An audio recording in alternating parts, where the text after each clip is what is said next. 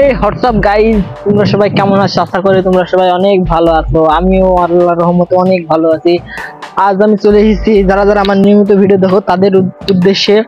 তোমরা যারা দেখেছিলে আমাদের অন্য একটা ভিডিওতে, আমার হচ্ছে ভুট্টার জমিতে, এই যে আমার ভুট্টার জমি, ওই পাশে আর একটা আছে ভুট্টার জমি। এখানে আছে প্রায় 2 বিঘা জমির উপরে ভুট্টা আছে। 2 বিঘাতে 1 কাঠা কম ভুট্টা আছে।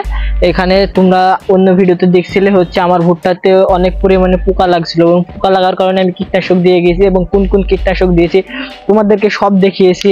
এবং তোমরা আমার ভিডিওতে অনেক লাইক কমেন্ট করছো এবং শেয়ার করেছো, আমি দেখতেই পারছি। এবং আজ আর একটু ভিডিও দেখানোর জন্য চলে এসেছি। আমি দেখাচ্ছি তোমাদেরকে, তোমরা দেখতে থাকো। ভুট্টা গাছটি ধরো, আমি এই ভুট্টা গাছটিকে অনেক কীটনাশক দিয়ে গেছি, এবং পরে আজকে প্রায় 8 থেকে 9 দিন হলো, মানে 9 দিনের ভিডিও, 9 দিন হলো। কিন্তু হচ্ছে এই ভুট্টাটার গাছে হচ্ছে প্রচুর পরিমাণে আবার পোকায় আক্রমণ করছে, মানে বিচ্ছু পোকায় আক্রমণ করছে। এবং তোমাদেরকে দেখানোর চেষ্টা করছি যে বিচ্ছু পোকা ভিতরে আছে।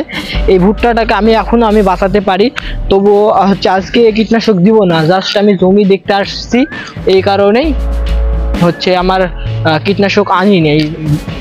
জাস্ট আমি জমি দেখতে আসছি, হচ্ছে ভুঁইয়ের কি অবস্থা। এই জমির ভিতরে তো আমি কীটনাশক মারা বিষ হচ্ছে ঘাস মরা বিষ দিয়ে গিয়েছি, তবুও ঘাস মরেনি। যা মরছে। এখন যা ভুট্টা আছে এতেই ঘাস না মরলেও আর চলবে, কারণ এখন তো আর আমাকে অতটা স্ট্রাগল করে হচ্ছে সার দেওয়া লাগবে না, কারণ এখন বর্ষার ভুট্টা এমনিতে হয়ে যায়। তোমরা দেখতে পাচ্ছ যে এই যে গাছটা অনেক আক্রান্ত হয়েছে, প্রায় গাছ আক্রমণ হয়েছে পোকার। এবং কিছু গাছ আজকে বাতাস হয়েছে, বাতাসের কারণে পড়ে গিয়েছে, আরো আসার কারণ আজকে ছোটখাটো একটি ঝড় হয়েছে। এই কারণেই আমি এসেছি ভুঁয়ে দেখতে পাচ্ছ তোমরা, প্রায় 1 বিঘা অর্ধেকই হচ্ছে পোকায় আক্রমণ করছে। দেখি কালকে যদি পারি তো কীটনাশক দিয়ে দিব। যারা যারা আমার নিয়মিত ভিডিও দেখো সবাই লাইক কমেন্ট শেয়ার করে দিবে অবশ্যই। খুদা হাফেজ। আজকের মতো এখানে আমি বিদায় জানাই।